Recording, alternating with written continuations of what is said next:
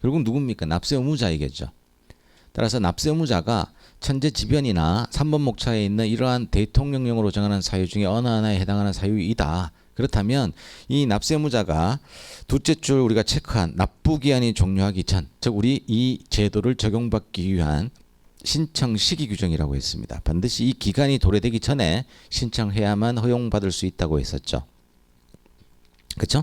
그래서 납부기한이 종료되기 전에 세관장한테 신청을 하면 되는데 거기 보면 3번 동그라미에 사유와 기간이라고 나와 있어요. 따라서 사유라는 것은 천재지변이거나 아니면 3번 목차에 있는 네 가지 대통령령이 정하는 사유 그 중에 어느 하나에 해당이 된다는 걸 기재하면 되고요. 그에 따라 이제 기간을 설정하는데 이 납세의무자 입장에서 필요한 기간이 있다 하더라도 실제 그 신청인이 신청한 기간을 그대로 적용해 줄 것인가에 문제가 있는 거잖아요. 그러면 문제는 형평성에 문제가 있다. 그래서 다음 페이지에서 제가 갈로 2번 연장 방법을 하면서 바로 밑에 박스에 있는 내용 표를 말씀을 드렸을 거예요.